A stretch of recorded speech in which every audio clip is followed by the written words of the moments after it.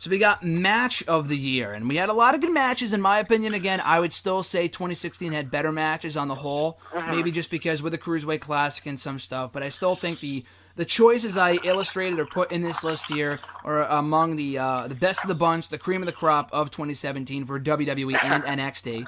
So we have AJ Styles versus John Cena from the Royal Rumble for the WWE title, which was WWE's match of the year, according to their list on .com a few days ago.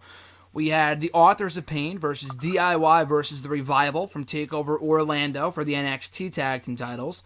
Tyler Bate versus Pete Dunne from TakeOver Chicago for the United Kingdom Championship. Brock Lesnar versus Samoa Joe versus Braun Strowman versus Roman Reigns in a four-way for the Universal Belt at SummerSlam. One of the saving graces of that show. The New Day versus the Usos for the SmackDown Tag Team titles at Hell in a Cell, inside Hell in a Cell. And finally, from NXT TakeOver War Games, Aleister Black versus the Velveteen Dream. Not too shocking here. This was my match of the year, and many others as well. We had a lot of other great matches. Like I said, Styles and Cena might be the best main roster match of the year. But I don't think that. Oh, that was the second winner here. That was the runner-up with 18.67%. Yeah. Then after that, with a close third, Black and Dream at 17%. Bate and Dunne, number one, with 49.33% of the vote from TakeOver Chicago. Your thoughts on that running away, John, with the Match of the Year award?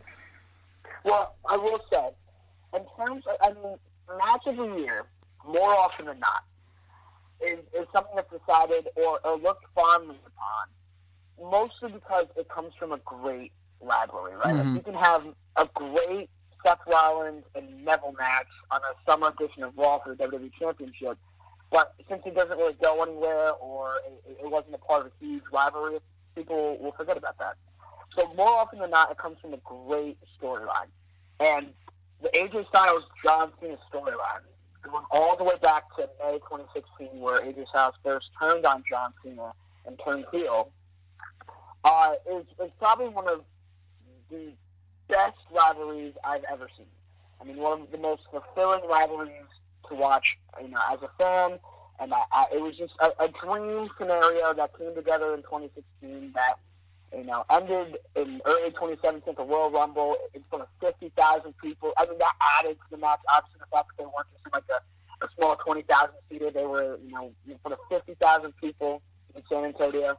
And, and for all of those reasons, I love AJ Styles versus John Cena, but I didn't think that their match at the Royal Rumble came even close to their match at SummerSlam 2016, the one that you and I saw at the Barclays Center.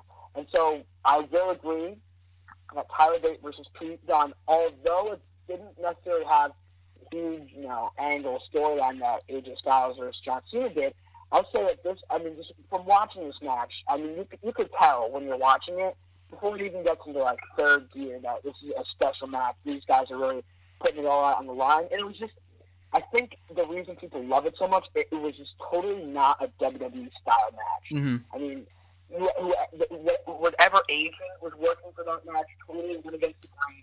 And wasn't, there was barely any rest holds. There was no, rolling out to the ring type stuff. I mean, these guys were going at it for however long it was. They were fourth gear for a long time.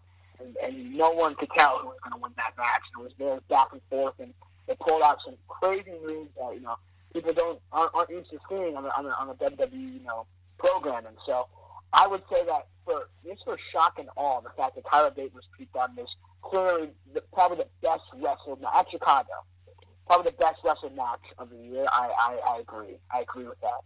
Yeah, it's tough because, like you said, this really wasn't much of a feud. They had one prior match at the UK tourney earlier in the year, which was also great.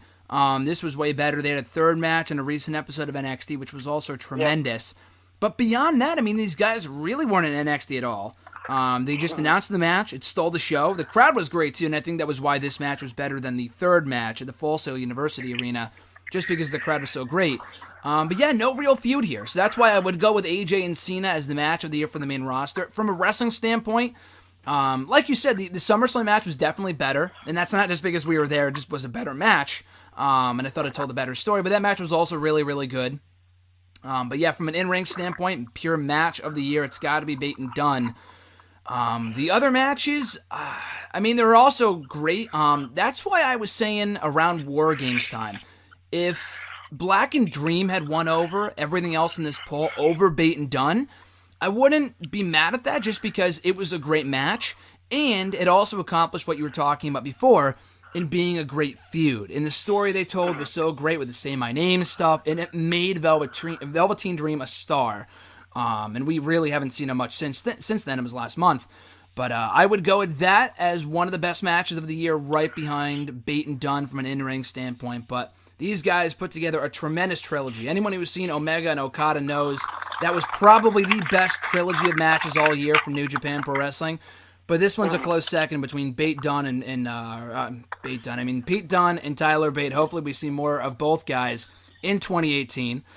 So a great year for NXT. I would say both matches were the two best matches of the year, in my opinion.